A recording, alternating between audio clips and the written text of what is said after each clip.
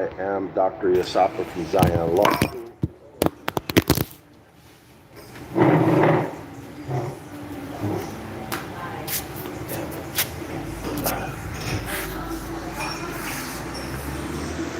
All right, y'all. Sorry about that. I dropped my phone. So let's see if I can get this right. For some reason. All right, maybe it's okay like that. Let's see. Let's see how this works out. Okay, welcome to the free astrotheology course. I am Dr. Yasapa from Zion Law School. All right. So let's pick it back up where we left off. This is the next several pages from this point to the end of this chapter. The author, if I can say this, exposes the real secret that the Freemasons claim that they have. All right? Let me say it again. If you've ever wanted to know what the secret is that the Freemasons have, you'll find out depending on how far we get. If we finish this lecture today, you'll find out today. If we finish it tomorrow, you'll find out tomorrow. But you will definitely find it out. Okay? The author exposes it. He tells it in unambiguous terms, clear as day, cannot be mistaken. And the author also exposes that he himself, the Reverend Robert Taylor, in 1831, in his time period when this lecture was given, he was one of the 3 top Freemasons in all of Britain. Okay, and there was a document that had, let me read this to y'all. I'm giving you evidence that the author knows what he's talking about. This is the author on page 257. He writes here, there were but 2 copies of the great development of the work of the quote-unquote Frere Macon Reg Hilleni de Scuio. I'm sure I'm not pronouncing that right. So whatever that is, I got to find it. If you know what it is, if you have it, send it to me, please. Send me a link. Email it to me. Okay, so there were only 2 copies of that great development or that great work. Only 2 copies were brought into England. And of those 2 copies, the Duke of Sussex had 1 copy, and the author says he had the other copy. The author also says on page 257 that there were only 3 Freemasons who knew the real secret of Freemasonry, this secret that they have been harboring, that everybody wants to know, right? Those 3 people who knew the secret, meaning that they had achieved the highest rank, the Paleo or Perfect Mason's degree. Okay, so there were 3 of them. One was the Duke of Sussex. The second was Mr. Richard Carlisle. And the third is the author himself. That's how he knows all of this stuff, because he had gone through all of the degrees, went all the way to the top. And this great work that he talks about, he had a copy. Now, of course, we need to find out what this great work is. In addition to, if anybody knows any background information or the biography of this Duke of Sussex in 1831. Also, this Mr. Richard Carlisle. We can get a lot of information, a lot of knowledge from that. All right, y'all. So if you have time, if you have interest, if you want to help recover and restore our knowledge of who we are, Freemasonry, y'all, this is the study of nature.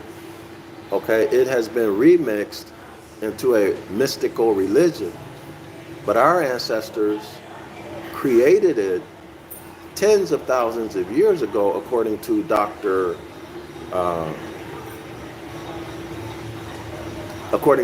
Ben. He said 50,000 years, right? He said 50,000 years or more. But when our ancestors began Freemasonry, it was a university. Y'all get it? Universe as in the celestial heavens, right? University as in the royal ark, as in celestial bodies, as in observation and study of nature and natural phenomena. It was remixed into a mystical religion at the point of it being hijacked by the hybrids and also, as we would say today, dirty Moors, okay, or their Moorish minions. Of course, they flipped the script on those dirty Moors. All right? So anyway, y'all, let's get into this because this is very interesting stuff. Very, very interesting stuff. So let's pick up where we left off on page 254. Page 254. So let's make it do what it do. Now,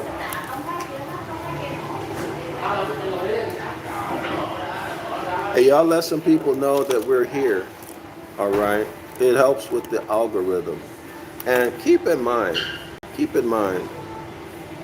that when we study this, we're studying our culture. This is our heritage, okay?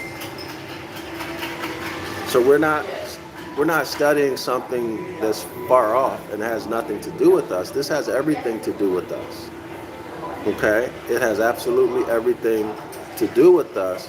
Is telling our story. Also what happened to us, right? Because we are being conquered. We are being conquered by religion. The conquest is mental. And the mechanism of your oppression is largely religion. This belief system, this mental bondage. All right? So let's break the spell right now. Let's continue breaking the spell. Let's get into the subject matter. Page 254. All right. And for some reason, hold on, y'all. I have a coconut, and it's attracting flies. So let me. Am I? Can you? I gotta get rid of it. Hey, it's attracting flies. Yeah. It's attracting flies. Can you take it away? All right. It was attracting flies, so.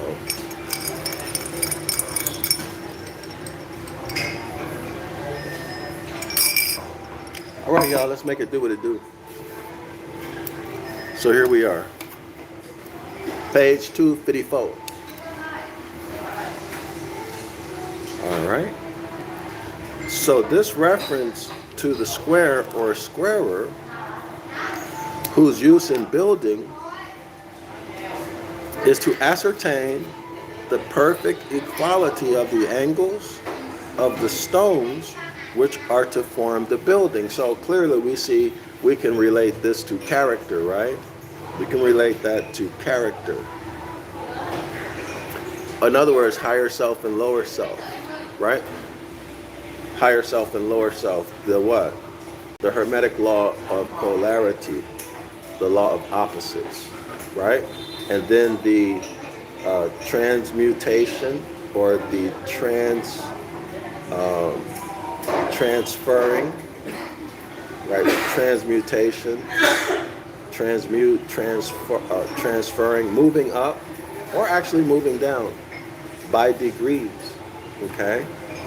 And then also, so this is alchemy, okay? So this is what we call being an alchemist, all right?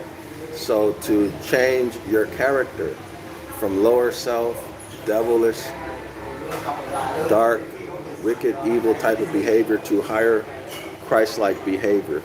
Alchemy, okay, alchemy, not of base metals, but alchemy of a base mentality and base character.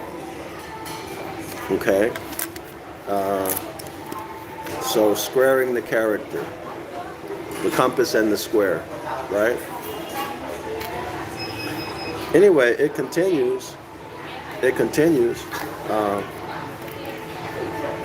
So this reference to square or squarer, whose use in building is to ascertain perfect equality of the angles of the stones, which are to form the building, identifies these fellow craftsmen or masons of the second degree. All right? With the masons, if I remember correctly, Jews is the second degree. Hebrews is the first degree. I'm sorry, Israelite is the second degree. So Christian is the first degree, Israelite is the second degree, and then Jew or Jews, that's the third degree. Now these were the degrees as they were in 1831, y'all. All right. So, and also we can relate this to, let's say, these stones. These stones would be, if we can use it as a metaphor, your actions. Your actions. So, of course, we have to demonstrate competency. Competency is not only in word and thought, but also what? Actions. Right? Also actions. So, competency in law, competency in terms of living in harmony with natural law. But the highest laws are love, truth, peace, freedom, and justice. So that can only be demonstrated through behavior. Now, I'm not a Freemason, but it appears to me that these stones are not just degrees, right? But actually your activities, okay? Whenever you do something, that's a stone representing your character, right? So are the stones that build the building of your life, are the stones square and you're set on a solid foundation, or are your stones off, right? Off. In which case, that building is unstable, right? It's unstable, built upon what? On the sand instead of solid rock. Excuse me, y'all. I've been under the weather for about the last 2 weeks. But anyway, we keep it going. Now, if y'all have a different understanding, y'all let me know. I'm not. Thanks, man. Okay, appreciate it. It's very, very nice of them. They put it in a cup. Let me cover the straw. All right, y'all. So this is just my interpretation. If y'all know, then y'all can put it in the comment section. Let me know. All right. But anyway, so the perfect equality of the angles of the stones, which are to form the building, that's your character, that's your reputation. If you want to look at it as a metaphor, right? Identifies these fellow craftsmen or masons of the second degree. So that's the Israelite degree, with the masons of the lodge of Ephesus. So the letter to the Ephesians were written to those Freemasons of the second degree, which are the Israelites. So that letter was addressed by Paul, who was a Mason of the 3rd degree. So Paul was a Mason who held the degree of Jew. All right. In the 2nd chapter of his epistle to the Ephesians, we're distinguishing these fellow craft Freemasons from those of the first, distinguishing the Israelites from the Christian. All right. Or entered apprentices degree, he addressed them. So here it is, y'all. Now therefore you are no more strangers and foreigners, but fellow citizens with the saints. So the saints are Freemasons, not Hebrew Israelites, according to Freemasonry. Right? And so the Goyim, they can be from whatever, remember, whatever bloodline on the planet, from whatever nation, including hybrids. Okay, they can have whatever status. But once they are initiated into Freemasonry, they are said to be what? Fellow citizens. Fellow citizens with the saints. Citizenship, y'all see it? No longer Goyim. No longer Goyim. No longer considered to be cattle and chattel, to be used as resources. Okay, y'all? That's what he's saying. No longer to be used as resources for those who are on the inside of the house. And the household of God, the household of Zeus, and are built upon the foundation of the apostles, that's another degree, and prophets, that's another degree, and Jesus Christ himself, that's another degree, Jesus Christ being the chief cornerstone. All right? So the foundation of Freemasonry is this educational system. It's knowledge-based and how they dispense knowledge. That's what's being said here. Okay? In whom all building fitly framed together grow into a holy temple in the Lord. What Lord? L-O-R-D. What Lord are they talking about? Maybe they're talking about the Lord, the S-U-N Son. A holy temple in the Lord, quote unquote, in whom ye also, having been tried by the square, are builded together for an habitation of God through the Spirit. So what is this square? What is this square? Now let me remind y'all, I'm not a Freemason. I'm only looking at this metaphorically. You've been tried by the square, right? So a soldier only knows his strength, so I'm paraphrasing Noble Drew Ali, according to the scraps. I'm paraphrasing, according to the scraps that you get into, right? Right? According to the fights, physical, physical or civil. That's how you know your strengths, okay? That's how you know. It's like a boxer. He might find out that he's stronger at welterweight than he is at 160 pounds. Right? So what is he going to do? He's going to fight at welterweight, 147. Okay, you know your strengths by your battles. So in that sense, the battles are good. Right? Because your battles are going to show you what your strengths and weaknesses are. So you improve upon your weaknesses and you become stronger. Right? You don't have to be great, as they say in boxing, you don't have to be great at everything. You just need to be good at a lot of things and you can become a champion. But you don't have to be great at everything. And the same principle applies here. Right? So we must be tried by the square. See the compass, the radius, let's say the radius of your character, right? But again, I'm not a Freemason. I'm only thinking metaphorically. So don't rely on what I'm saying. Y'all do your own research. All right?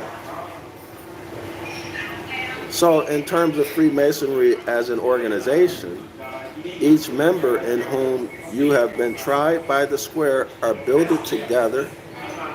So the Freemasons together are built together. Built is a Masonic term for a habitation of God through the Spirit. So for a habitation of God through the Spirit, a habitation of God through the Spirit.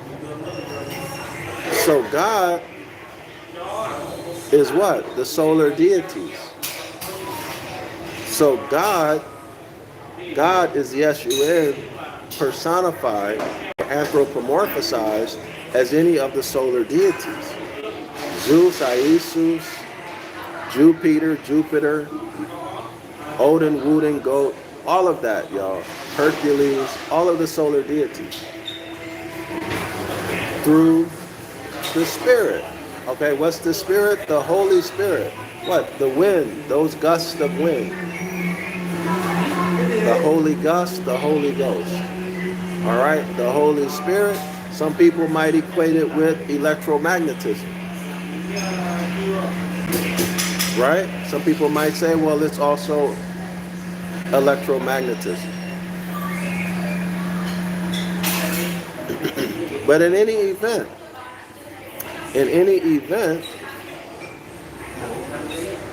y'all make of it what you will. I'm just presenting the information to you. Okay, you work with it yourself. It continues, or as they are addressed by Freemasons, Saint Peter, whose name itself signifies a stone. Now, y'all know Jesus Christ was not a carpenter, right? He was a stone mason. When you look at, I don't remember the exact terminology in Greek, but yes, he was a stone mason, and they hid that and called him a carpenter. But Saint Peter, his name represents a stone. All right, which is masonry, a Masonic term. Okay, than which masonry itself could not possibly be more Masonic. All right, and I'm curious, why doesn't the author write in this book? Maybe he did. I just don't remember. Maybe he did in the first part of the book that Jesus, when you go through the Jesus Christ, he was not a carpenter. That word for carpenter can also be translated as stonemason. All right.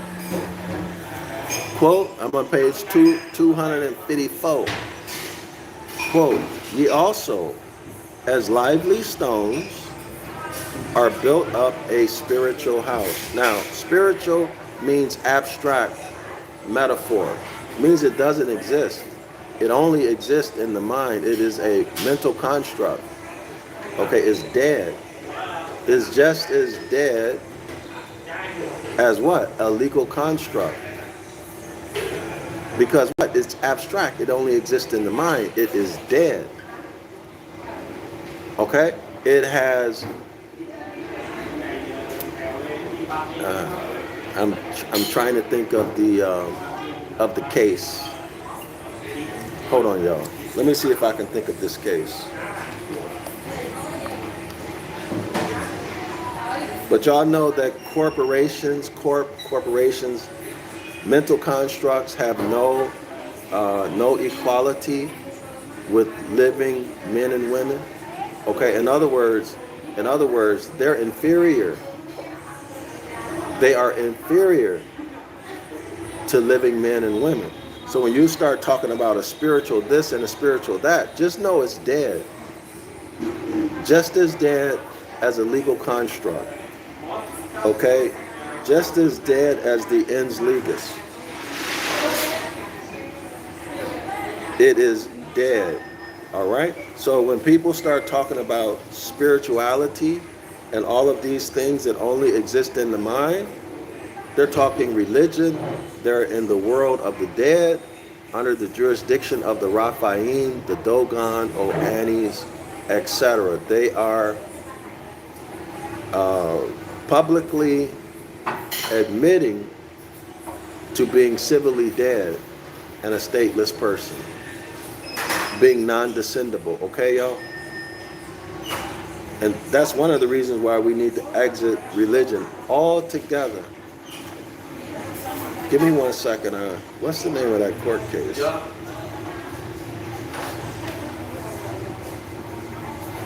I'm going to make an effort to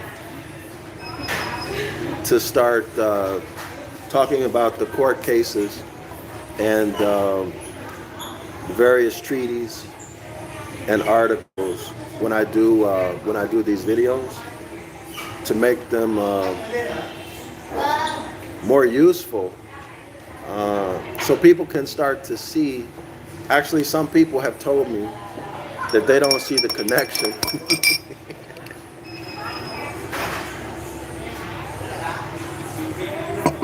They don't see the connection between what I'm presenting and the problems that our people face today. But clearly those people don't understand that what I'm presenting is our heritage. It is our culture. Our culture is memorialized in what we call the Bible. Although remember, Jeremiah 8:8, the Bible, the book of the law, the book of nature and natural phenomena, the book of the S-U-N, sun. Y'all remember what I just said. The book of the S-U-N, sun, natural phenomena, has been remixed into a book of religion. Hear what I said, because that's going to come back up with regard to the great Masonic secret. All right? So I'm going to try to make it as plain as day by citing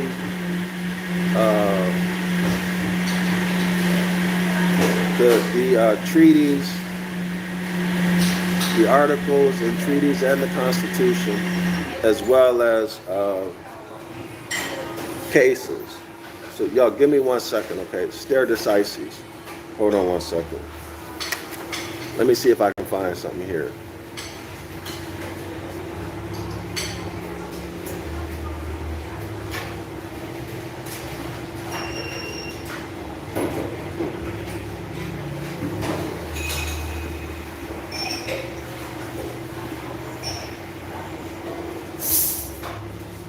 Give me 1 moment.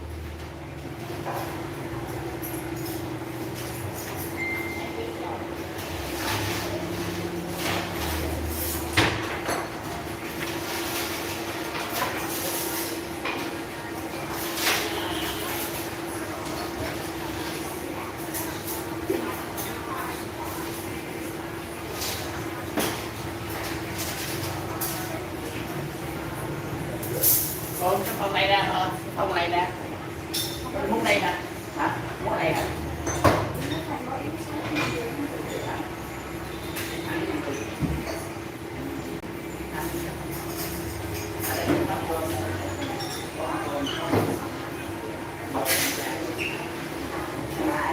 Give me 1 second, y'all. 1 second.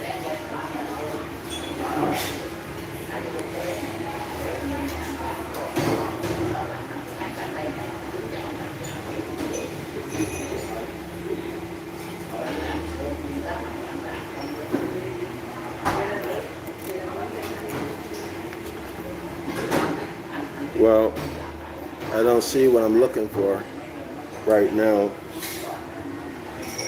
but I'll come back to it. Maybe in the next video I can have it prepared, y'all. All right. It's hard for me to speak.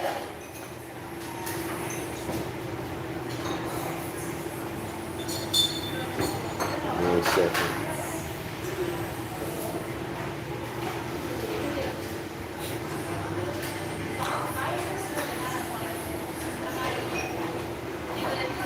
All right.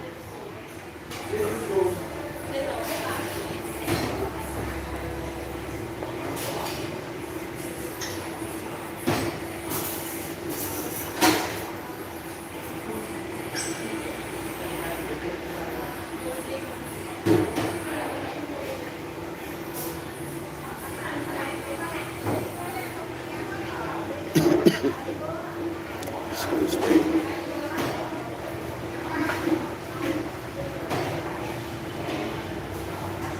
All right.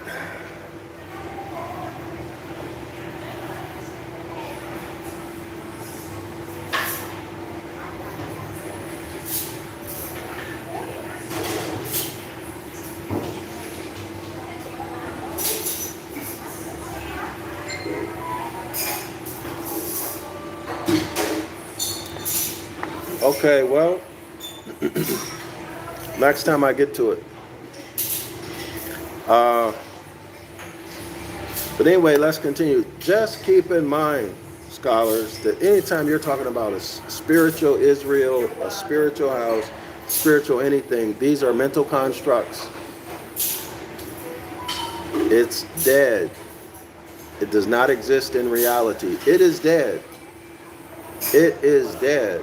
So there is no spiritual Israel. There's no nation that was ever called Israel. That's Isis, Ra, and El. Okay, used to do what? Create a religion. Okay? Has nothing to do with the nation. As this author has also provided solid evidence to support that. Anyway, let's continue. Page 254. But upon them which be disobedient, the same stone which the builders or masons rejected is made the head of the corner, and a stone of stumbling and a rock of offense, even to them which stumble at the word. So we want to focus on the stumble at the word. Stumble at the word. The author writes, in the name of God, the great architect. So y'all work this out. In the name of God, Odin, Zeus, Jupiter, Isis, these are all solar deities. So this is really saying in the name of the sun, in the name of the S-U-N sun, or the personified Jesus, in the name of the S-O-N Son. In the name of the Son, the great architect. So the Son is the great architect.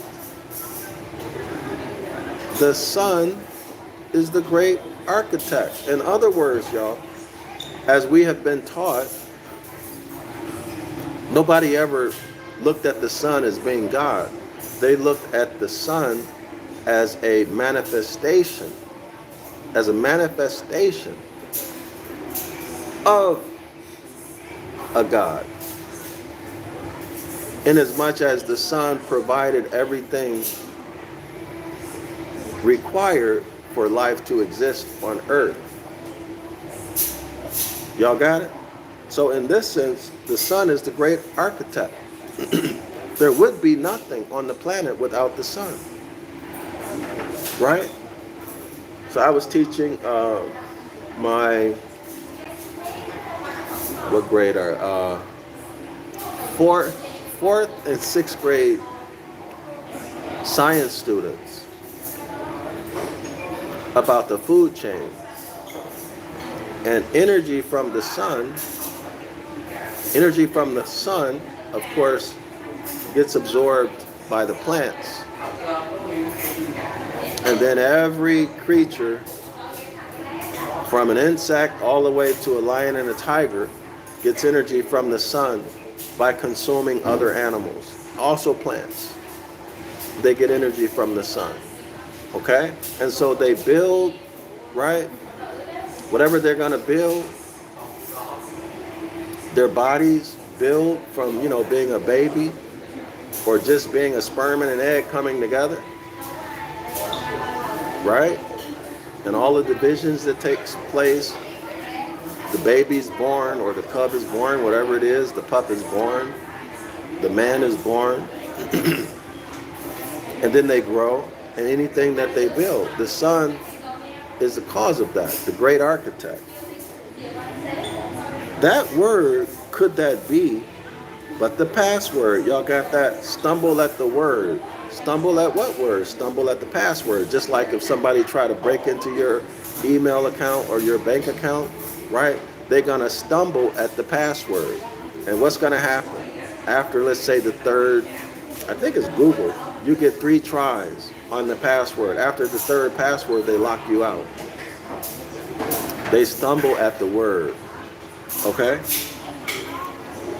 The knowledge of which, that's the knowledge of the password, could only be committed to Masons of the higher degree. And the being at fault for which, when called upon, detected the Mason who would attempt to play the colon and penetrate into mysteries into which he had not been duly initiated. So they had passwords to protect their knowledge base, right? If you weren't initiated, you didn't know the password, so you would stumble at the word. Okay, now we've been taught to think that that's some religious stuff, when in fact it's not. It means don't try to come into a lodge that you have not been initiated in, because you will be caught. You will stumble at the word. All right, y'all? Let's continue.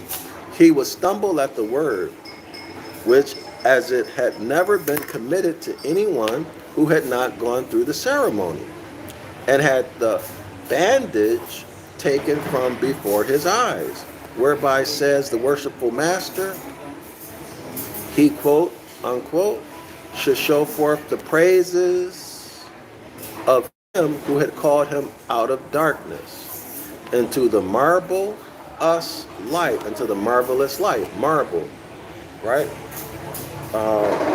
Stone, a beautiful stone to build with. Marvelous light, marvelous light. Okay, yo? None but the free and accepted Masons, okay, that's those who achieve those higher tiers of the degrees, could know the password, and all the rest would stumble at it. All right, and that's how they protect the secret. So in other words, in the lower levels, you either get no secret or you get a secret that's a lie. All right, they lie to you. All right, or they tell you no secret at all. Only those at the top tier get to know what that real secret is. And that's what we're talking about right now. All right, that's what we're talking about right now. And that might be one of the motivations, one of the big motivations of Jeremiah 8, verse 8, the scribes turning the book of the law into a religious book. Let me say that again. Turning the book of the law, the book of the sun, and natural phenomena, and the hermetic laws that undergird it, that they are all based on, constructed upon, turning that into a religious book. Why? Why? Because that's your power. That's your power.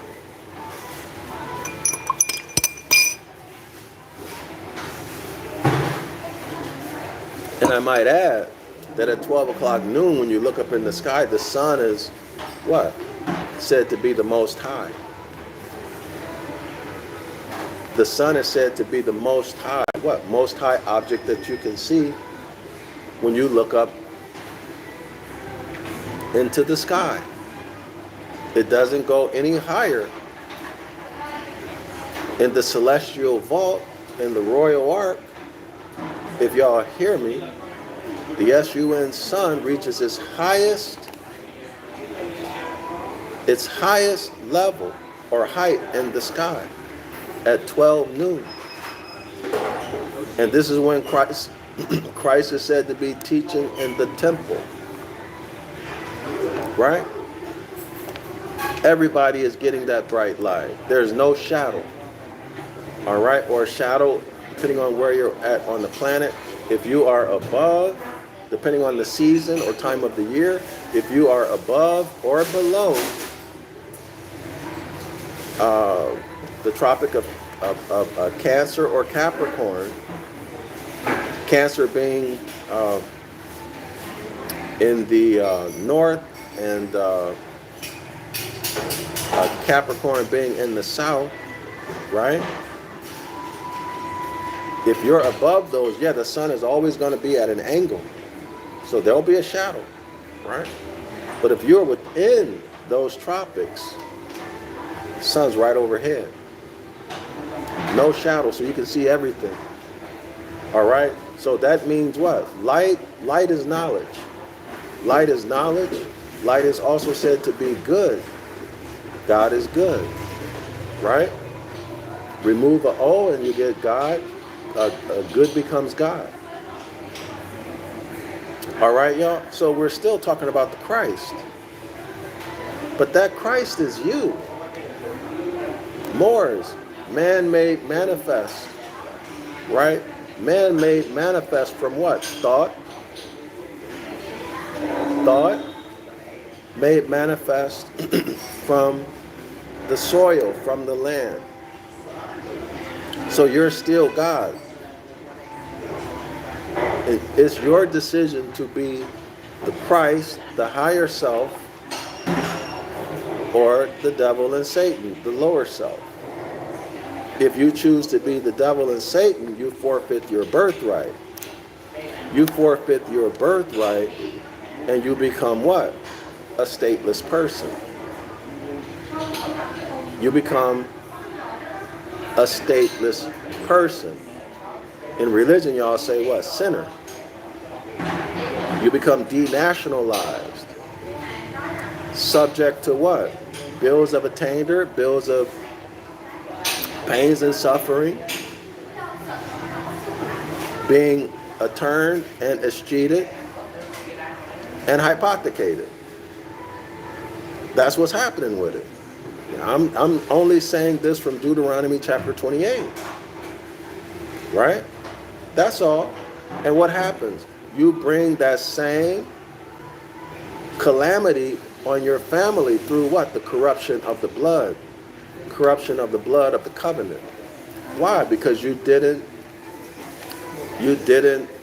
honor your ancient foremothers and forefathers by following the Most High's instruction. Man is thought made manifest from the soil.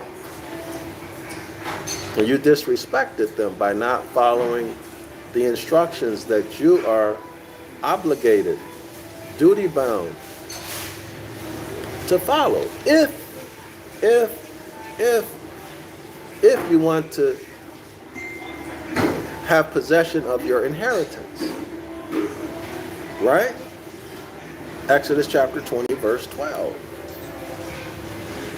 Honor your ancient foremothers and forefathers so that it may go well with you in the land that the Most High, your power, is giving you. Right? So that's an inheritance.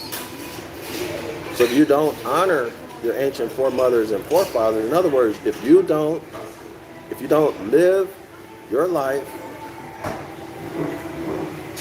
in accordance with natural law, being rhythmic with natural law, right? You can denominate it differently. Love, truth, peace, freedom, and justice, which is the same thing as do no harm to yourself and others. All right. Now you only put yourself in the curses, but also the rest of your immediate family. Okay, so y'all multiply that out, and instead of exponential growth, it becomes geometrical growth into the whole nation, into the whole empire of Moors.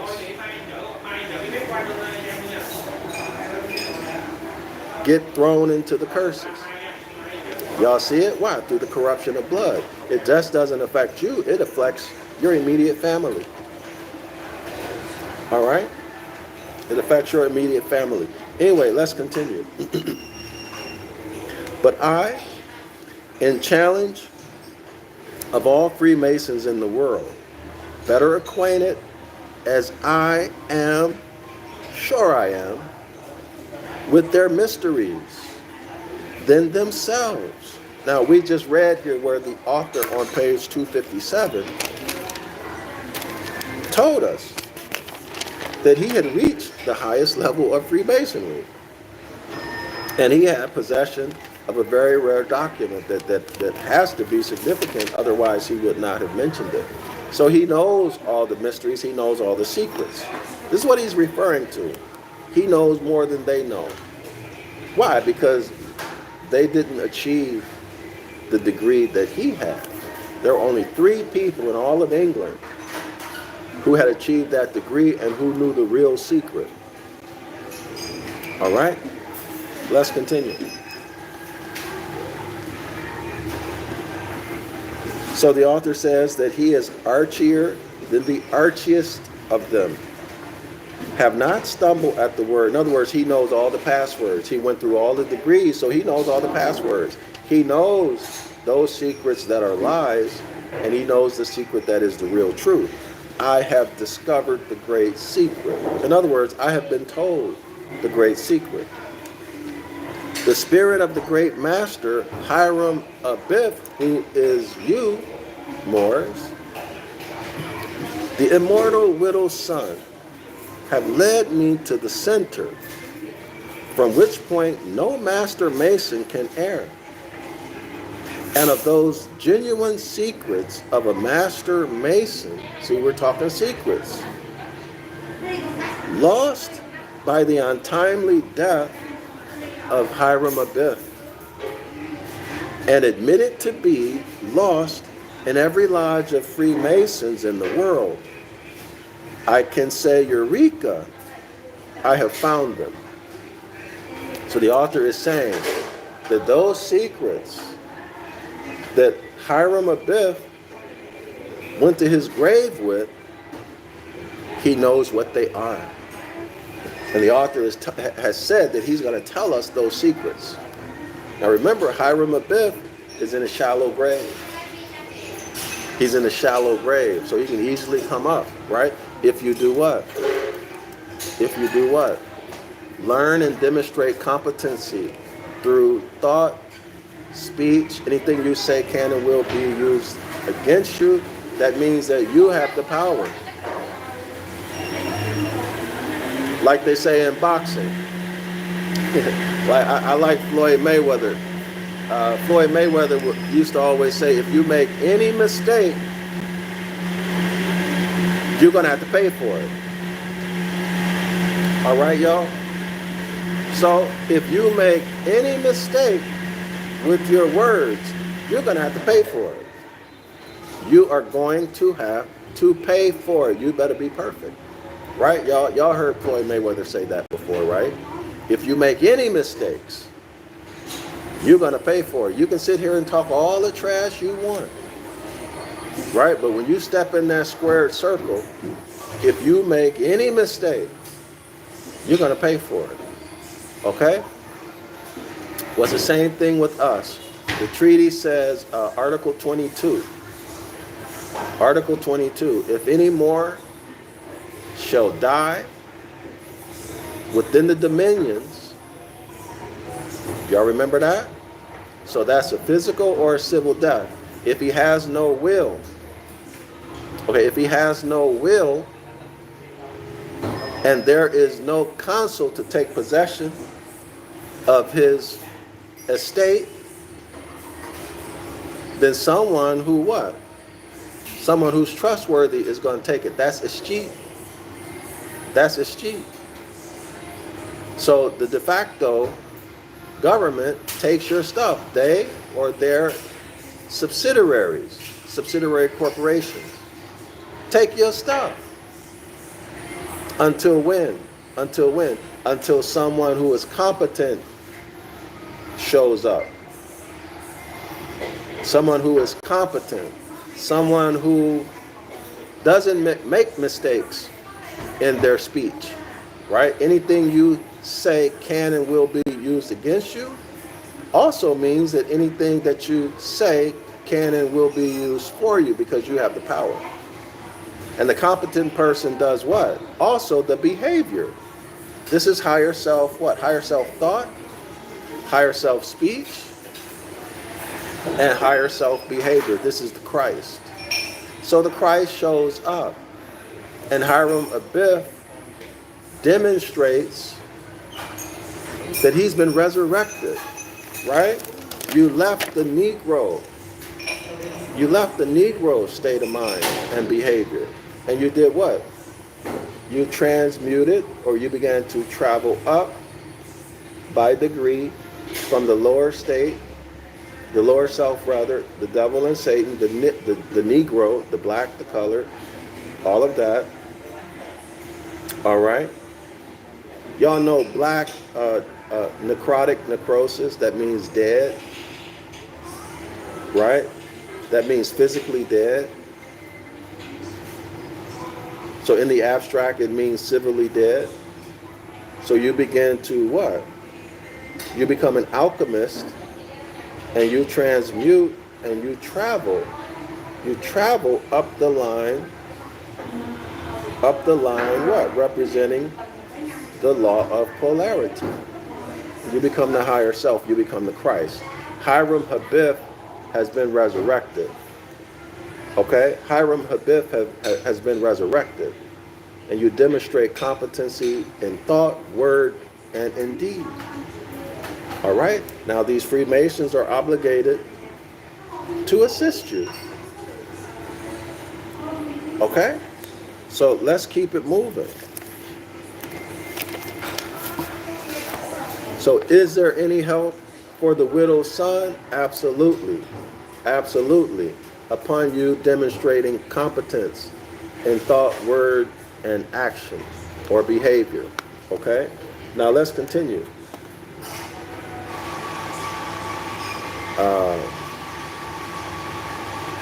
And those genuine secrets of the Master Mason lost by the untimely death of Hiram Abiff and admitted to be lost in every lodge of Freemasonry in the world, I can say, according to the author says, Eureka, I have found thee. The author has found these lost secrets. I have drank of the blood of the everlasting covenant. Remember, there's a covenant of grace and there's a covenant of work. That's the spring equinox and the autumn equinox. The evenness of day and night. 12 hours of daylight, 12 hours of night. All right? Everybody on the planet gets even days and nights. Y'all got that? Everybody on the planet. And admitted to be lost in every lodge of Freemasons in the world, I can say, Eureka, I have found thee. I have drunk the blood. It's not no animal blood, y'all. This is grape, the blood of the grape. Either grape juice or wine. I have drank the blood of the everlasting covenant. So that puts us squarely when, y'all, in the autumn equinox, in the scales of justice. Libra. That's the covenant of grace. I have drank the blood of the everlasting covenant. He drank wine. And the wine does not become the blood of Christ until the autumn equinox. Until the autumn equinox. And we're going to get into that in this chapter. So I have drank the blood of the everlasting covenant, and the life of the Lord Jesus Christ flows in these veins. Yeah, the life of the blood of Jesus Christ flows in these veins. Why? Because it is the energy of the sun that gets absorbed into the leaves of all plants, including the grapevine. And it is the energy of the sun that is stored inside of those grapes. All right?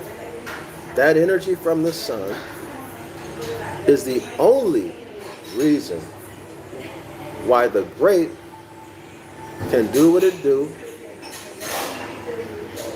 to make what we call grape juice, which we can then do what? We can make that grape juice undergo a vintage process, right? We put it through a vintage process to make wine.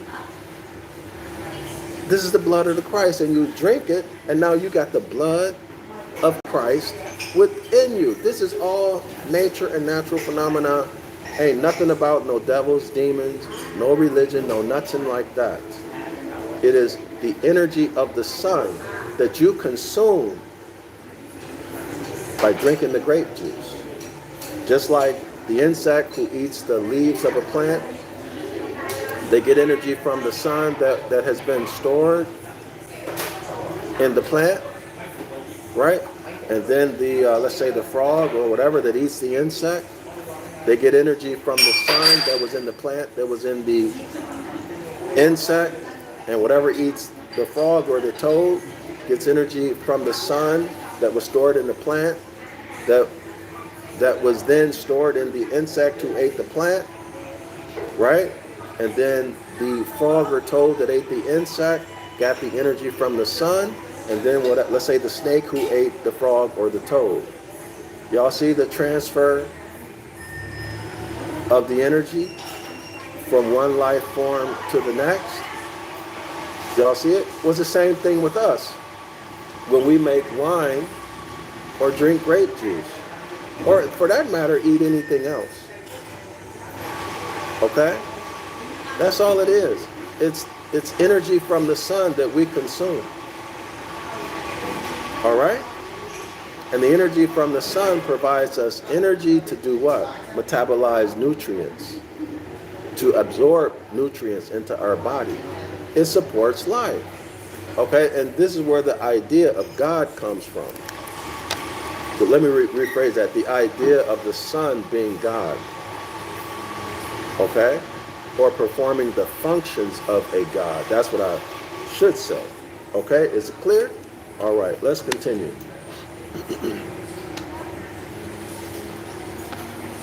So, abest, o proko, abest, profani. We read this yesterday. I'm not going to read through this again, okay? Hiram Abiff, the immortal widow's son. Immortal, that means what? He can live again. He's in a shallow grave. Hiram Abiff is immortal. What does it mean? See, we are who our what? Ancient foremothers and forefathers were. So that means that our ancient foremothers and fathers are us. They're us. In other words, we come back. We come back.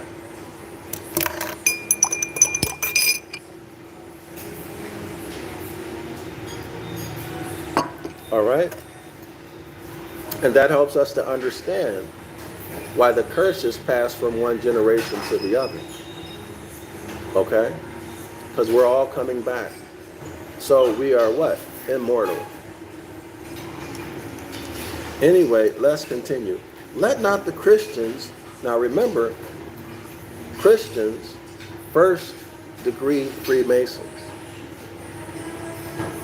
We're talking about the pastors and others, okay? Let not the Christians, again in my person, crucify, note y'all, crucify the Son of God afresh and put him to open shame. All right? This has to do with what we talked about yesterday. This ephro of the cave. So ephro of the cave, Paleolith, hybrid, troglodyte nigger.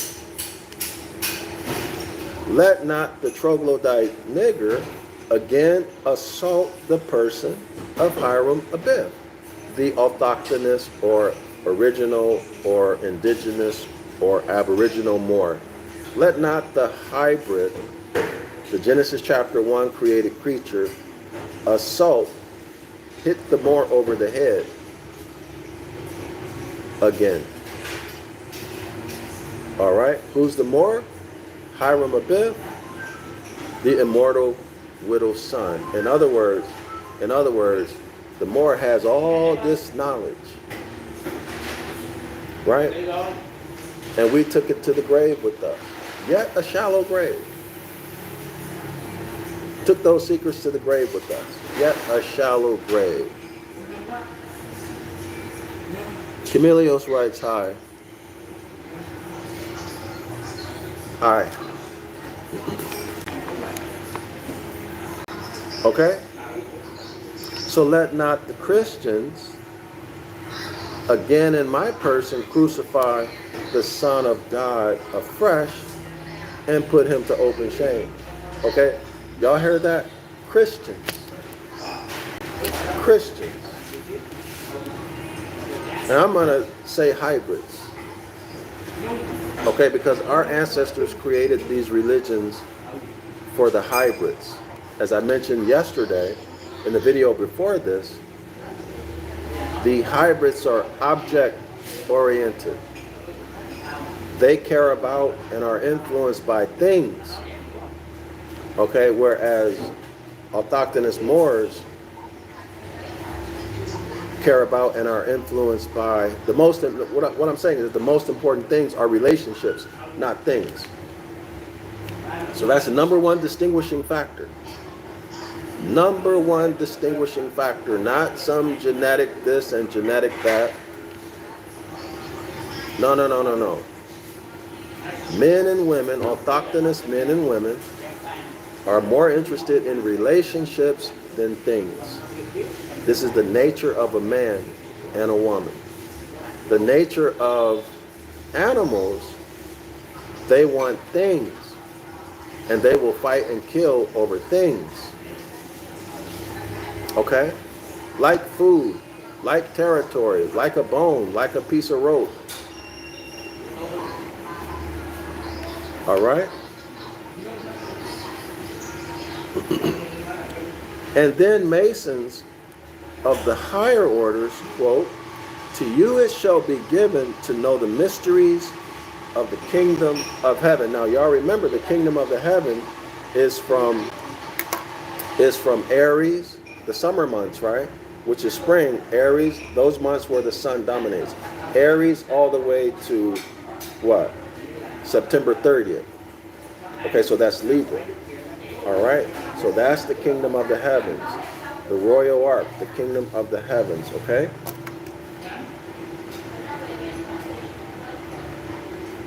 All right. And none of the wicked shall understand, but the wise shall understand. Brothers of our holy order, again I charge you to see that our lodge is properly tiled. If there be any who love not truth or fear to hear truth, how many of y'all listening, watching this presentation, how many are you afraid to hear the truth? Forget about if you don't love the truth.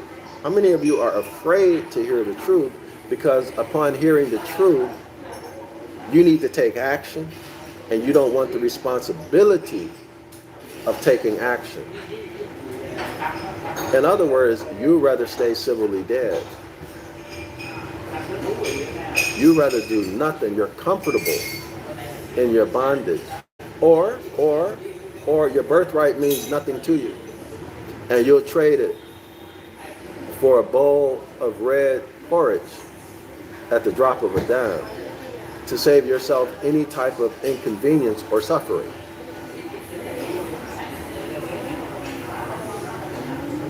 Let them depart in peace, ere I pronounce the great and fearful word of God, which is, quote unquote, quick and powerful. So the word of God is quick and powerful, and sharper than any two-edged sword, reaching the dividing asunder of the soul and spirit, and of the joints and marrow, and is a discerner of the thoughts and intents of the heart. Yeah, some suffering will show your character, right? Suffering will give you an opportunity to demonstrate to everybody what your motives are. Okay? Some people will give up the birthright like that to avoid any type of inconvenience or suffering. Right? It's just the way it is. Some people are like that. They want the benefit. They want the benefit of being an heir, but they don't want to live according to the principles of our ancient foremothers and forefathers. They don't want to follow the Most High's commandments. All right, y'all? They're looking for a win. That's it. They're looking for a win. And whatever they need to do to get the win, that's what they're going to do. They could care less about following the Most High's commandments. All right? They will just use it as a means. In other words, they'll use nationality and birthright as a means to get what they want. But if it becomes burdensome, or if they see a shortcut, they're going to take that shortcut even though it goes against our principles. They'll take the shortcut, right?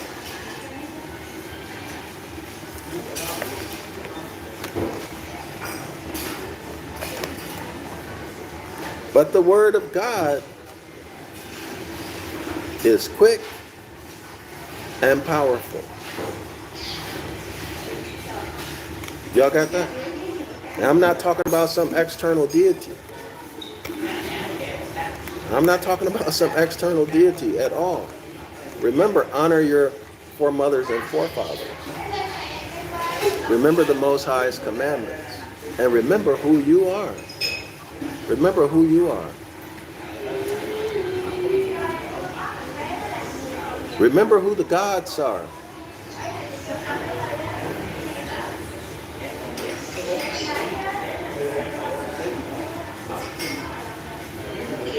You can't go against nature and expect to win. The sharp cutting sword do I now strike home to the heart of every individual who have ever been initiated. So he's talking to you Freemasons who have ever been initiated in a lodge of Freemasons, in the declaration of a truth which must penetrate him to the marrow. All right, y'all, so this just for y'all. And the truth is that no honest man was ever conscious of a secret, or being conscious of one ever kept it. All right? So people don't keep secrets. Which explains why at the lower levels of Freemasonry, they ain't telling you the secret, because they know you're going to go talk. They won't have a secret.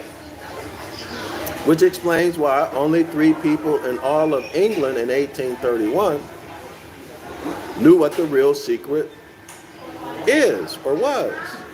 Still is, right? Because people still don't know. And it's just amazing how this book has been out for almost 200 years and nobody knows about it.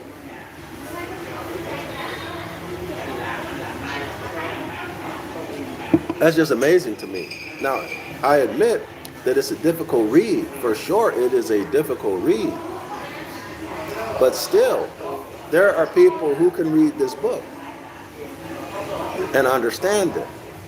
But just why haven't they told Why isn't this common knowledge? To me, it's just unbelievable, especially amongst our people. Especially amongst our people.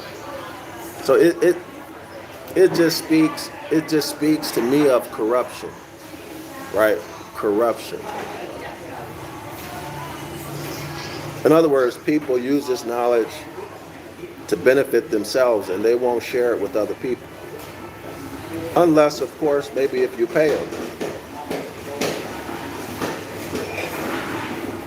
All right. So let's continue. He who would be privy to the concealment of anything which it concerns another, right, as well as himself, to know is a villain. So if you got, I think I talked about this yesterday in the video, in the class right before this one, that's fraud, right? You have a duty. Let's say you're a preacher, pastor. You have a fiduciary duty to tell people the truth, because when they come into your church,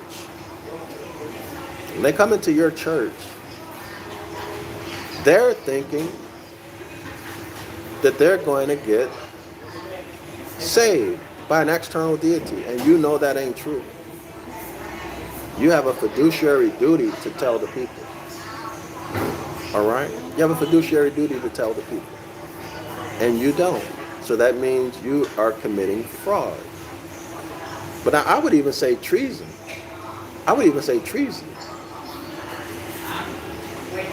Why? Because this going after these idol gods is going against our principles and is going against nature. Right? The Constitution is built upon nature and natural law. And worshiping external deities is a violation of nature. Exodus chapter 20, the first few verses shows you that you should not be worshiping any external deities. All right? And who is the great I am but I and you? We went through that. Right? We went through it. If y'all don't know what I'm talking about, go back and watch the last 50, 60 videos I've done. All right. So anyway, let's continue. He who by any sort of ceremonies could be bound by others, or imagine that he could be bound, or imagine that he had bound himself to keep such a secret, doeth right himself a fool. Yeah, you're a fool to go against nature and think you're going to win. And though he may have passed through all the idiotish fooleries of the drunken, beastly bacchanals. So bacchanals, that's the deity Bacchus. These idiotic fooleries, those are the degrees, the rituals and ceremonies associated with the different degrees. Who called themselves Masons, he was never a member of the community of rational men who called themselves free. Well, obviously. The very signs and symbols, the winks and grips, passwords and ceremonies by which he, that is the Freemason, hath been befooled into the conceit that he hath been let into the secret, are the proof and demonstration that he hath been shut out of it. In other words, the Masons at the higher level have the lower level Freemasons thinking that the secret are these secret eye winks, secret handshakes. What else? Secret handshake and secret passwords and secret ceremonies. They think that those are the real secret of Freemasonry. The author here is saying, no, you're an idiot if you think that. Okay, but that's what they think at the lower levels. All right? You've been fooled. The secret, or as the world originally meant, I think that's a typo. He says world, Maybe it's not a typo. But I remember well, let's keep going. The secret, or as the world originally meant, the sacred. Technically, this is the typo, right? It should be as the word originally meant, the sacred. But maybe it's intentional, world. What does that mean? So secret means sacred. In other words, sacred was remixed to mean secret. So the sacred of Freemasonry was in its intention only sacred and secret from the natural, listen y'all, from the natural and insuperable difficulty of communicating the great truths of astronomical science to the vulgar mind. In other words, y'all, this is saying you got to teach astronomy/astrology to students who are not academically prepared. They don't have the foundational knowledge and skills to walk into an astronomy/astrology class and do well. Maybe they don't have the math skills. Maybe they don't have the vocabulary required to do well in these classes. So these students come in unprepared. You got to teach them the math. You got to teach them the vocabulary. And by the time you do all of that, the semester is halfway over or the semester's over. So they're going to fail, right? Or they're going to do very poorly. Y'all see what he's saying here? Y'all see that? That's all it means.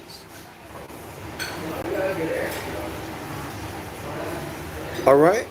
That's all it means. The secret, or as the world or word originally meant, the sacred of Freemasonry was in its intention only sacred and secret from the natural and insuperable difficulty of communicating the great truths of astronomical science to the vulgar minds. Y'all got that? So who would this be? Who would this be? Who are the vulgar minds? Are they talking about hybrids? Right? Are they talking about hybrids? Trying to teach the sciences to the hybrids? Y'all follow? Now, have y'all seen the presentations of Dr. Gabriel Oyebu, the author of Godget? I think it's God Almighty Grand Unified Theorem. If y'all haven't, y'all Google search him. Not Google, but search him on YouTube. Listen to his presentations. You're gonna find that he's talking about some research that was done by the Clinton administration back in the 90s, where they measured the intelligence of us and hybrids, and you'll see the results. There's a big difference between the genetics for intelligence between us and them, between us and the hybrids. All right. So, is the author talking about our ancestors or us in the past, trying to educate the hybrids, trying to teach them the great astronomical sciences? Is that what he's talking about? The great truths of the astronomical sciences to vulgar minds, and of preserving records of the great phenomena of nature? Why would we need to preserve these records? Well, we need to preserve the records because the Catholic Church was going around exterminating the Moorish professors engineers and scientists. Right? That's why we needed to preserve the record. Because they were killing off our people. Some of y'all, some of you Moors watching this video may have been one of those engineers, professors, or scientists who was exterminated because the Catholic Church wanted to hide or prevent the knowledge of nature, the astronomical sciences, etc., wanted to make the masses forget, rather, all knowledge of astronomical science and natural phenomena. Why? They would replace it with religious doctrine based upon nothing, foolishness, beliefs. Okay? And then they would do what? Disconnect the people, disconnect the Moors from nature. In other words, hold on. Well, let me leave it at that. Y'all can think of all the ways we have been disconnected from nature. Okay? Let's continue. Which only the few, notice y'all, only the few, is talking here about the scientists, engineers, the professors. That's the few. The very few of mankind. Now, I take issue with the mankind. Y'all know we must make the distinction between mankind and man. Mankind is Han-Uman. H-A-N-U-M-A-N. Remove the A-N and you get human. So H-A-N, delete the A-N. What's left is H-U-M-A-N. Human. Han-Uman is a hybrid. Hybrid what? Chimpanzee and man, which correlates to the Yaqub story, the origin of the hybrid, which correlates to Genesis chapter 1, the Amorphodite, the created creature, in Genesis chapter 1. In contradistinction from the man sprung from the soil, thought made manifest from the soil in Genesis chapter 2, verse 7. Right? Y'all see it? Okay. So here I disagree with the author. At least in terms of his word choice. In their infant emergence, unless of course he's talking about the point at which Masonry was hijacked. There were only a few hybrids. This is what he might mean. There were only a few hybrids who understood the astrological sciences. But the rest of the hybrids, these vulgar minds, did not know it. Or they couldn't teach it. They couldn't learn it. All right? That may be what he means. What he means. He says here, in their infant emergence out of barbarianism. So maybe he's talking about the hybrids altogether, y'all. Right? Because they came out of the Caucasus Mountains only recently. Right? So they emerged out of barbarianism. We did not. We were always of a high civilization and high science. And that's borne out through the historical record. All right? So I would have to say he's talking about the point where the hybrids hijacked Freemasonry. All right? He goes on to say, only a few had leisure to observe or ingruity to record. Okay, y'all? So that's what he's talking about. Only a few of them had the the time to do this. And these were not secret nor sacred any further or in any other sense than the science of geometry or navigation are secret or sacred from those who know nothing about them. Yeah, you know about them, but you may not know technically how to do it, but you've heard of it. So it's not a secret. And when y'all find out, well, I'll keep it, I'll save that for myself. I was going to talk about the real secret, but I'm going to leave it alone. All right. I'll let the author bring it out. Okay? So let's continue.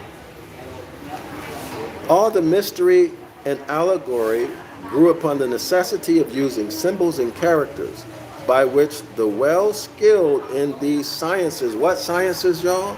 The astronomical sciences and the science of nature, natural phenomena.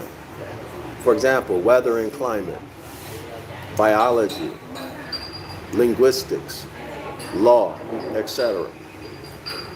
The Hermetic laws, physics, okay?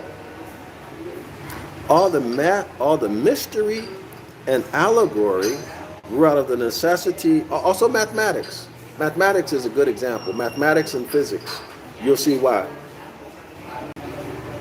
All the mystery and allegory grew upon the necessity of using symbols and characters. Y'all ever saw a mathematical equation? They use symbols and characters, right?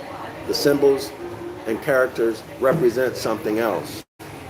Okay? It's easier to write one symbol to represent a whole equation or some quantity, right? A equals A plus, you know, etc.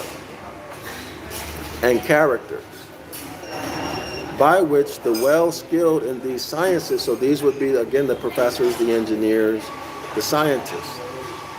We know how to write, how to interpret, and how to find solutions to these equations, and how to read the research, or how to repeat the experiment, or how to even do the experiment. Those of us who've been trained, we know it.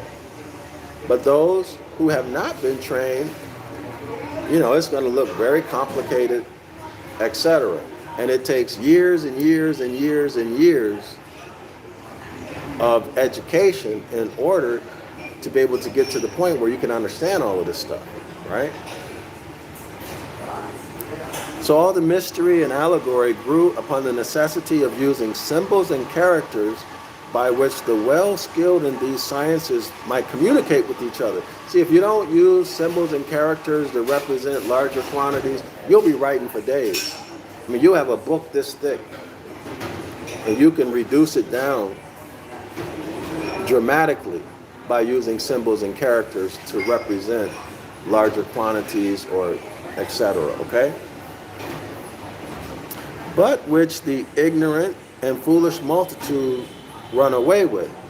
So they see these signs and symbols, according to the author, and they say, oh, wow, you know, and then they take it to the extreme. Now, I disagree with that, because I've never seen anybody in my lifetime do anything like that, right? I mean, they may make a mistake in terms of working out an equation or doing an experiment or, you know, coming up with some conclusions or recommendations or their assumptions. They might be off on that, but they don't, I've never seen anybody create something wholly new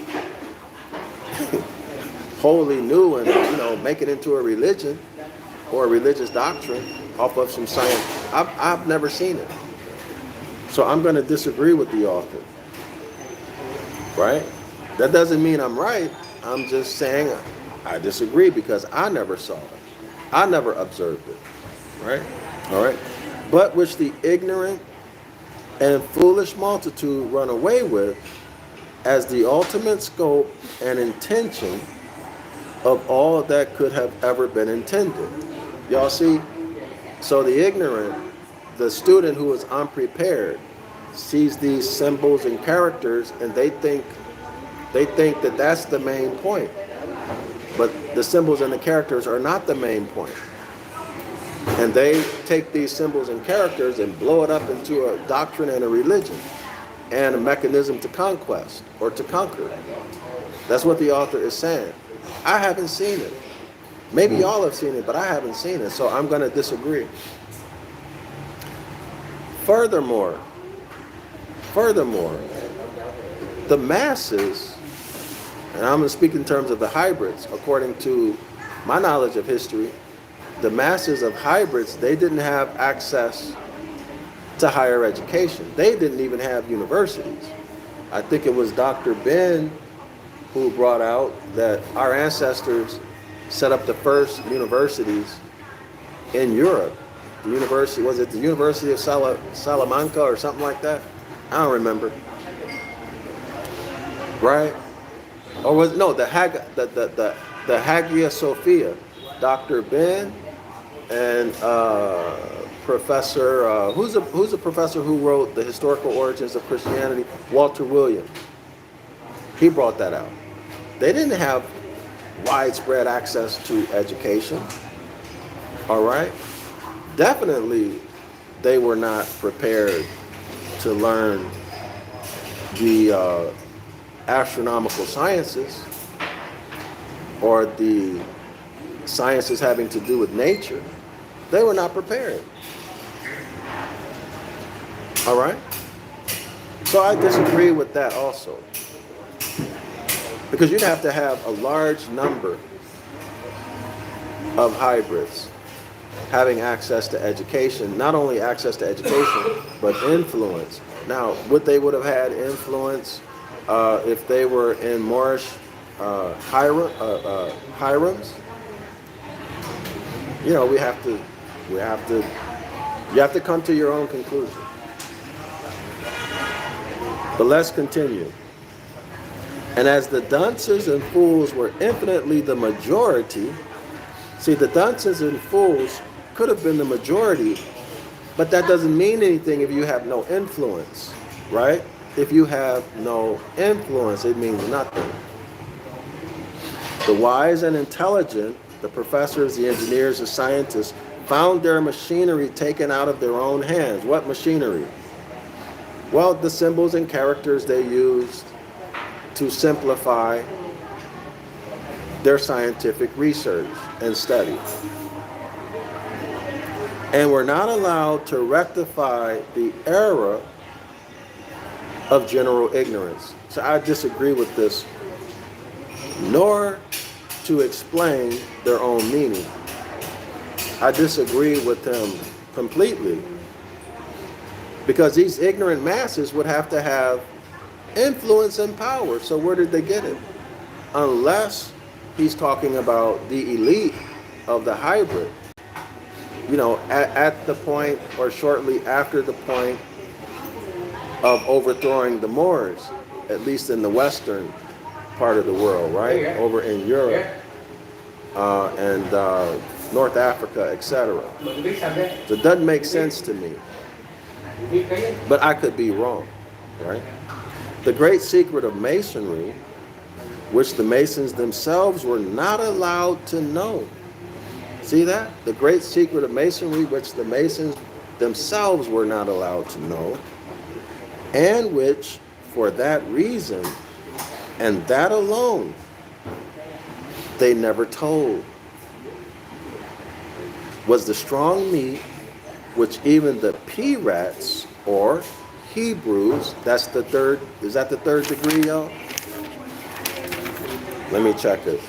No? I think it's the fourth. Let me check it. Yeah, the Hebrews, that's the fourth degree. First degree is Christian, second degree Israelite, third degree Jew, fourth degree Hebrew. All right? So he writes here,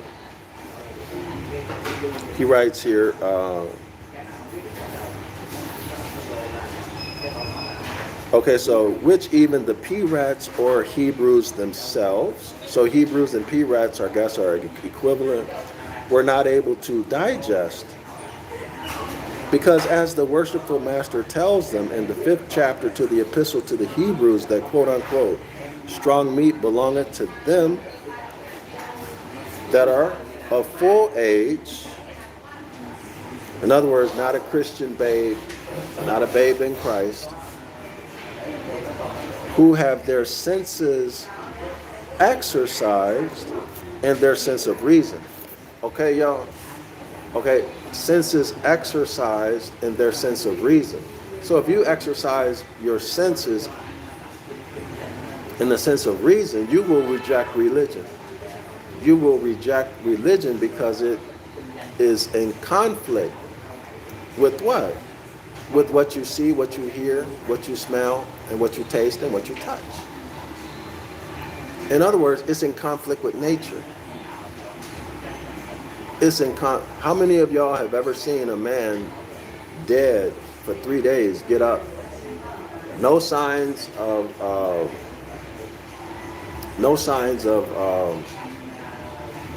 rigor mortis, no stinky flesh, but he still got the wounds in his hands. No signs of bacteria, insects, and all of that, maggots eating the flesh, nothing. See, that goes against common sense, right? Y'all see it? So only a child would believe that, and the reason why a child would believe it is because they never saw it. Okay, they never had opportunity to see it. They never learned about it. But an adult should have either seen it or learned about it. But yet they still believe this childish foolishness. Okay?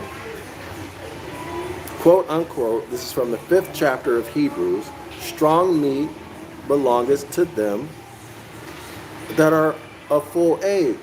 That's a man or a woman. Who have their senses exercised. Senses exercised through what? Life experience over time. And education. In the use of their reason. To discern both good and evil. Okay, y'all? I need not tell you then how innocent both Jews and Gentiles and all the cast masons of the craft below the rank of teleos or perfect masons must necessarily be of the great secret. They don't know the great secret. Okay, if you're below the degree or rank of teleos, which is a perfect mason, you don't know anything about the secret of Freemasonry. When God Almighty knows that they never exercise their sense of reason in any matter at all. No, because why? Because they're drinking and, partying, doing the Bacchus stuff. Now, y'all, this is an important page, 257. 257. Okay? Y'all open up your books to page 257. 257. Okay, let's get into it. 257. 257. So now let's get into the part where the author is telling that he is or was a Freemason, rather. So there are but 3 Freemasons of the highest rank. Only 3 Freemasons in England who had the highest rank. This is the teleos degree or rank, which is also called perfect Masons or perfect Mason, okay? There are only 3 in 1831 in England. So there are but 3 Freemasons of the highest rank. The teleo, so rank, not degree, rank. The teleo, or perfect Mason, who could tell you the secret, and if they would. So only 3 could tell you the secret, but they won't. And those 3 Masons, the magistri, magistrorum, let me show y'all this. These 3 Masons are magistri, magistrorum. You should recognize the root word, magi. These 3 magicians. Let me show it. Hold on. Y'all see that?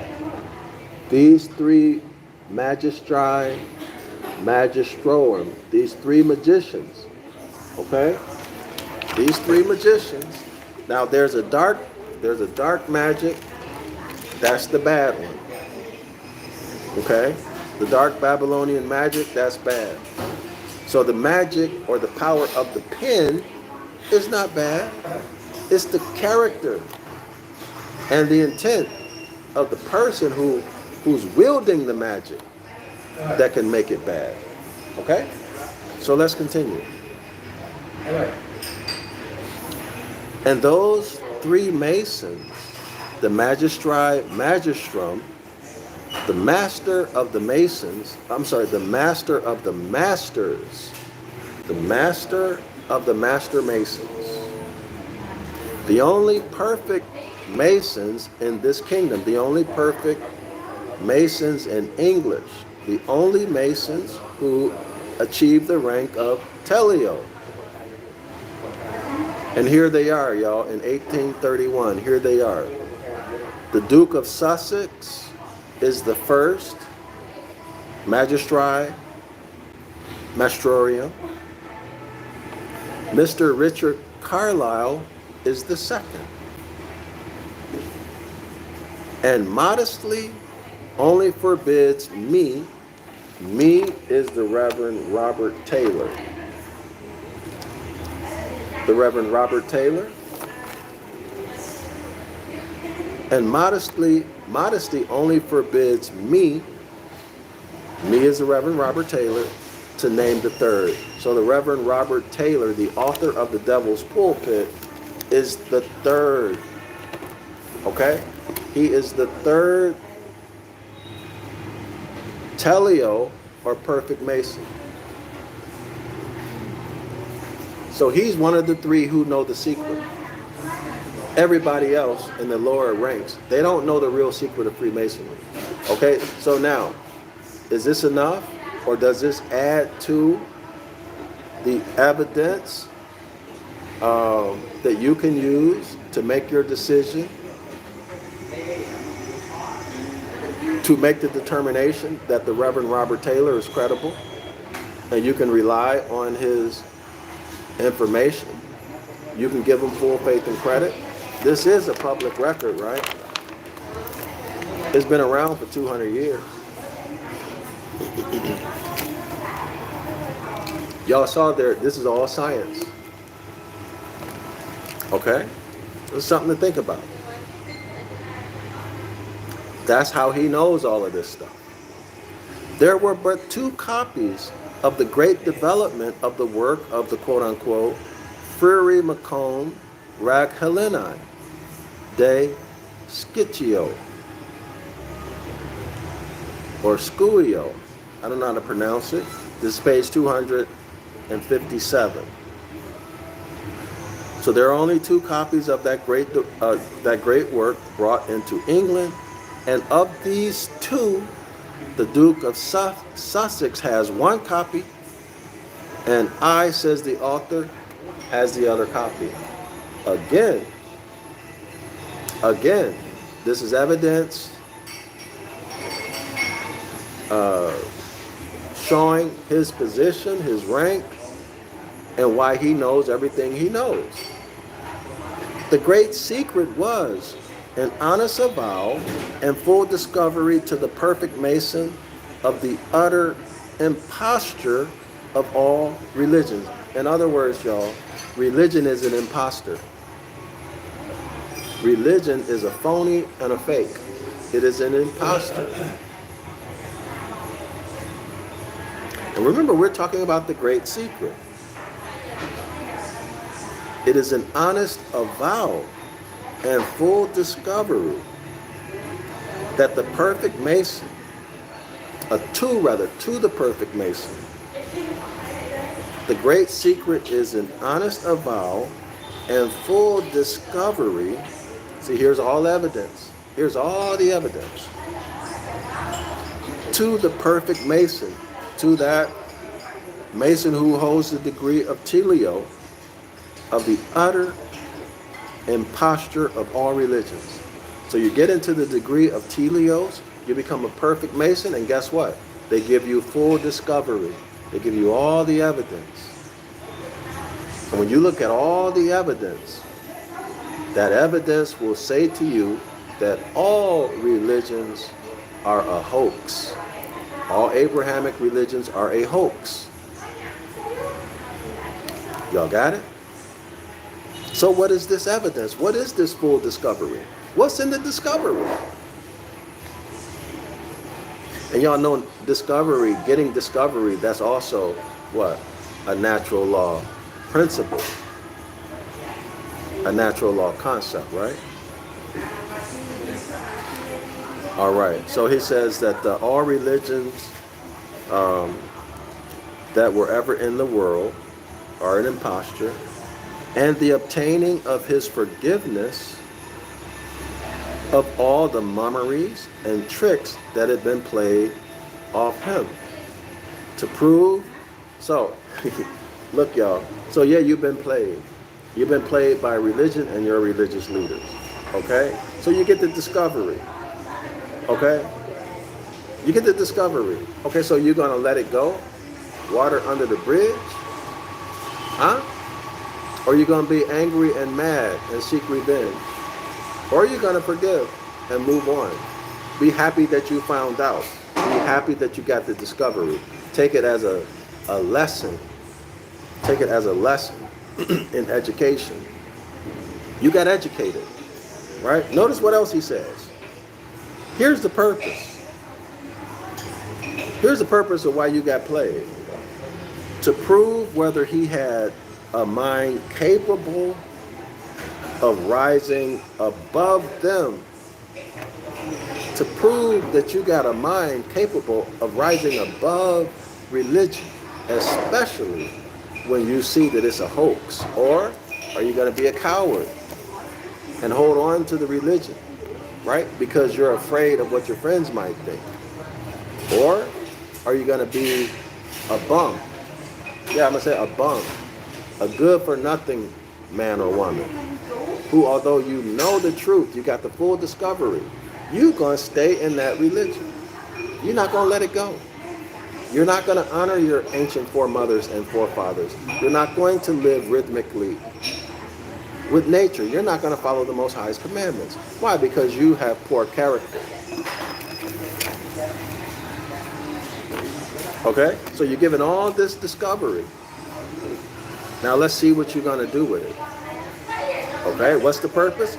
To prove whether he had a mind capable of rising above religion.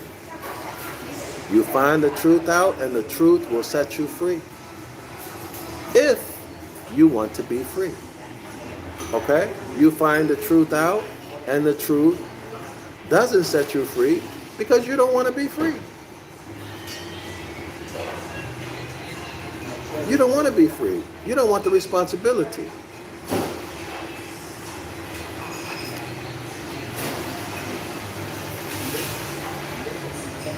Okay, y'all?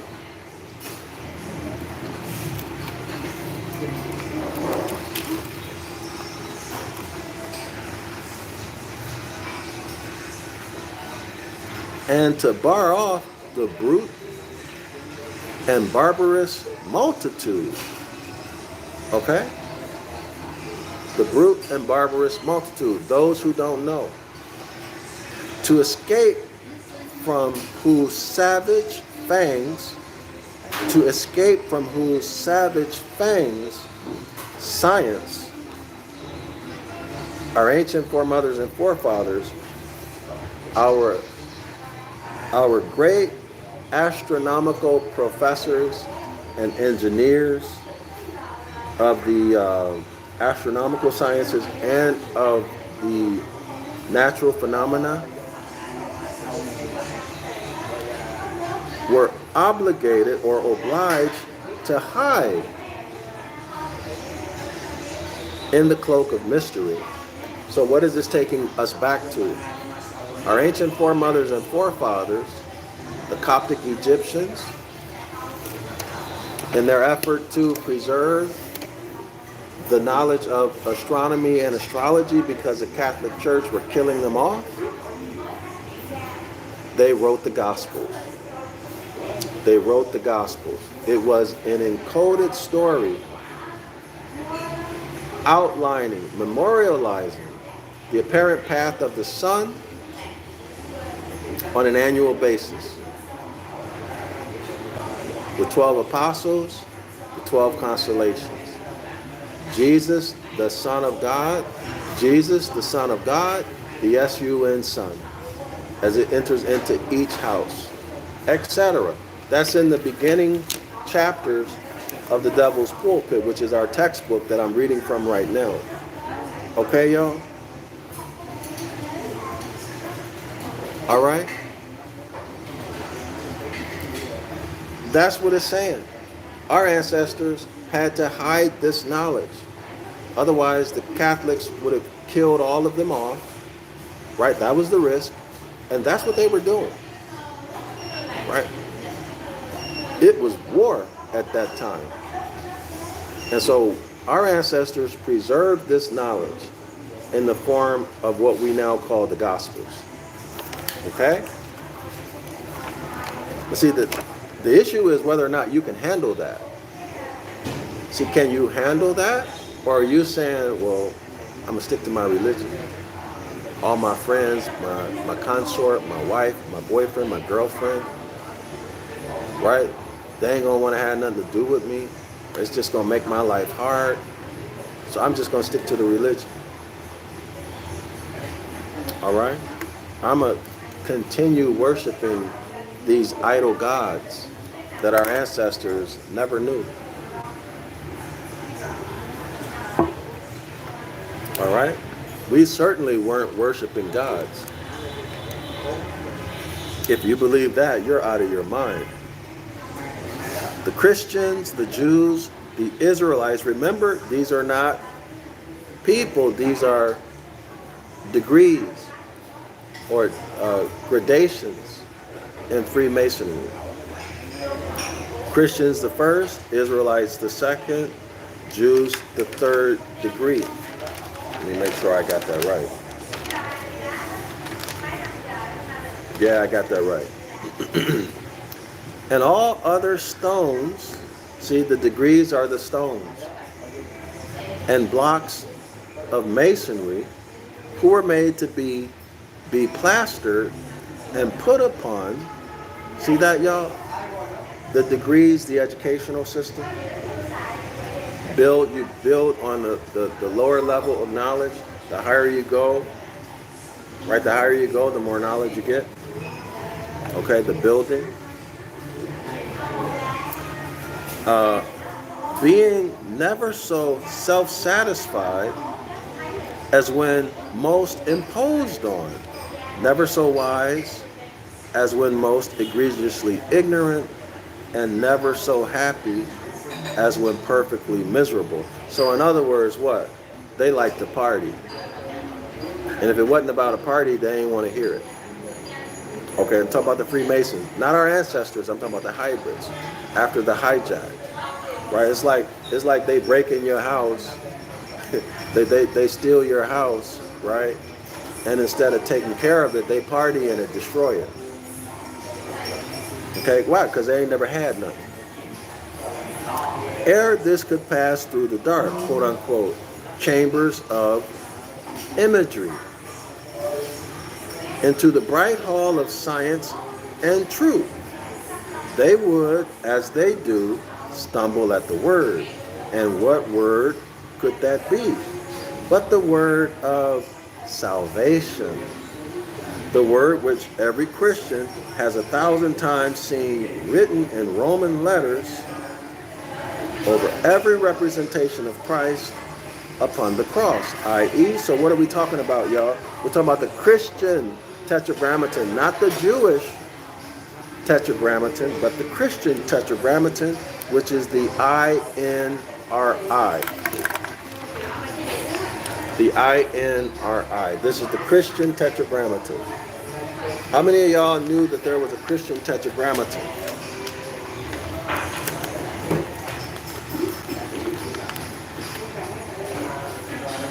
And here it is. This is the Christian Tetragrammaton. Can y'all see that?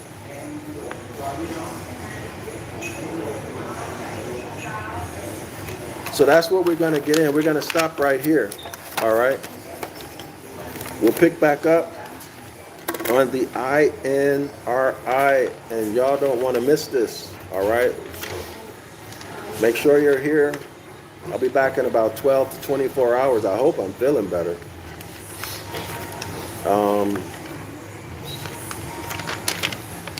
This is going to be a doozy. So hopefully you'll get the secret. Hopefully we'll cover the information in the next video, in the next class. But if you want it now, just go ahead, read the lecture on Freemasonry, lecture number 2 or part 2. Lecture on Freemasonry, part 2, okay? So read that and you're good to go. If you don't understand it, I totally understand, because this is quite a difficult read. All right. So thanks everyone for supporting my work. I'm Dr. Yusapa from Zion Law School. If you want to buy any of my books, I got links in the description area of this video. If you want to support the project that I have to write the book of the law in modern English, in Ancient Ibaryath, and to restore, to show you the astronomy, the astrology, the great astronomical sciences, as the author puts it, the natural phenomena, and the constitutional principles, the hermetic laws, etc. If you want to support that, my PayPal link is in the description area of this video. All right, it's paypal.me/Zion Law School. But check it in the description area of the video, okay? And I want to say thank you for all of you who have subscribed to the 101 Ancient Ibaryath course, which is my online streaming course. Everybody's invited every Saturday at 10 a.m. Eastern Standard Time to attend, to observe. Won't cost you any money to observe the 506 The Curses course. So I go through stuff like this, where we go through this kind of information every Saturday, 10 a.m. Eastern Standard Time. But I'm teaching and showing how to translate the Hebrew Scriptures, the Book of the Law. All right, so for those of you who want to learn, you are most welcome to come and observe. It won't cost you anything to observe. But if you want to enroll, of course, there's a enrollment fee, but it's very reasonable. All right, but you can come observe, check it out, see if it's for you or not. Islam to all the Moors, and Shalom.